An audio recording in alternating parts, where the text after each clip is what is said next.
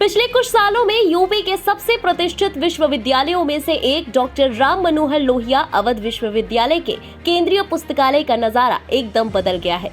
सन 1985 में स्थापित इस पुस्तकालय की शुरुआत डॉक्टर के सक्सेना लाइब्रेरियन ने एक कैटलॉगर एस.के. सिंह और कई अन्य स्टाफ सदस्यों के साथ की थी।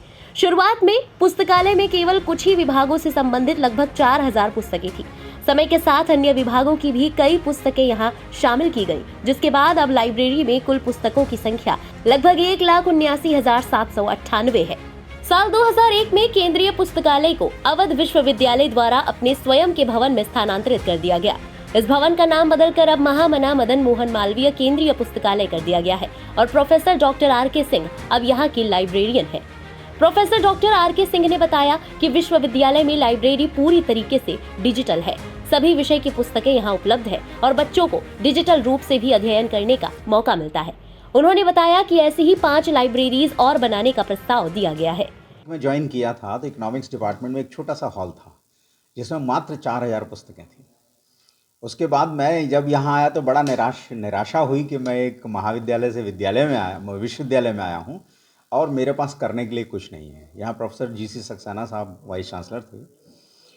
मैंने उनको इस्तीफ़ा दे दिया कि मैं वापस जा रहा हूँ, तो उन्होंने कहा नहीं, मैंने तुम्हें इसलिए नहीं बुलाया कि तुम इस्तीफ़ा दे के जाओ, यहाँ रहो और इस विश्वविद्यालय की लाइब्रेरी को इस कदर डेवलप करो कि पूरे उत्तर प्रदेश में नंबर 1 हो। बस वो एक की एड्रेस मुझे मिल गया।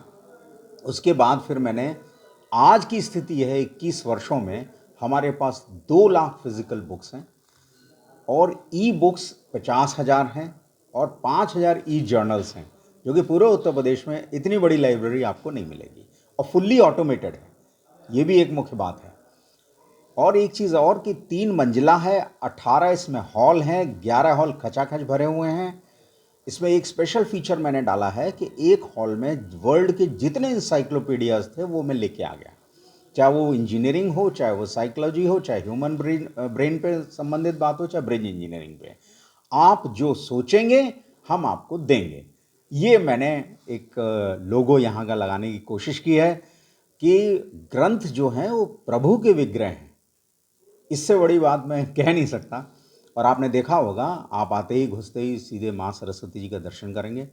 उसके बाएं हाथ पे आपने देखा होगा कि सिस्टम बना रखा है, वहाँ पे ओपेक है, ऑनलाइन पब्लिक एक्सेस कैटलॉग है, जिसमें हमारी 2 लाख पुस्तकों की सारी जानकारी है और हर पुस्तक की कम से कम 16 जानकारियाँ हम मेंटेन करते हैं। बच्चा आता है, उस कंप्यूटर पे वो अपने हिसाब से टाइटल डालता है और उन 16 जानकारियों में से कुछ भी रहती है तो वो उसे पकड़ लेगा आसानी से। इसलिए किताब का वैल्यूएशन, किताब की जो इशू है वो सब ऑटोमेटिक सिस्टम है। थंब इम्प्रेशन लगाएगा, उसका अकाउंट खुल जाएगा और जिस प्लेसमेंट नंबर से वो किताब को मंगाता है उस पर बारकोड लगा हुआ है, तो हमारा बारकोड टेक्नोलॉजी के हिसाब से बारकोड रीडर रीड करता है और तुरंत उसको जो है उसके खाते में किताब सप्लाई करता है। आप देखेंगे हमारे यहाँ जो सिटिंग अरेंजमेंट है वो इंटरनेशनल स्टैंडर्ड का ISI मार्क का है। जिस बच्चे को कितनी आवश्यकता है, और उसके चारों तरफ आपने देखा होगा शीशे के पैनल लगे हुए हैं। कुर्सी कैसी चाहिए, टेबल कैसी चाहिए, सारा इंटरनेशनल स्टैंडर्ड से हमने बनाया और NAAC में लाइब्रेरी को फुल मार्क्स मिले। एक भी नंबर वो कम नहीं कर पाए। बहुत कोशिश की उन्होंने, लेकिन हमने फुल मार्क्स पाए। ठीक इसी प्रकार से एक पीछे एक हॉल है, वहाँ भी मैं डेवलप कर रहा हूँ नए बच्चों के लिए, क्योंकि बच्चे अब 10,000 हो गए। मेरी एक इच्छा ये है, जैसी ये लाइब्रेरी है ऐसी 5 बड़ी लाइब्रेरी खोलने की, जो फैकल्टी वाइज हो, आर्ट्स, साइंस, लॉ, इस तरीके से कॉमर्स, तो फैकल्टी वाइज लाइब्रेरी खोलने की, इंजीनियरिंग। ये एक मेरा बहुत बड़ा प्लान है। अगर एडमिनिस्ट्रेशन ने मेरा सहयोग दिया तो आप निश्चित मानिए कि इसी विश्वविद्यालय में 5 ऐसी बड़ी लाइब्रेरी आपको मिलेंगी। गौरतलब है कि पुस्तकालय में वाईफाई और ई जर्नल्स, कंप्यूटर लैब की सुविधा भी है।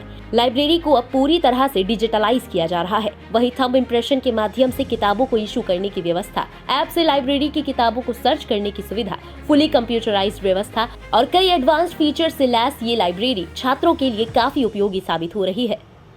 अयोध्या से इंडिया पब्लिक खबर के लिए संवाददाता विशाल श्रीवास्तव की रिपोर्ट।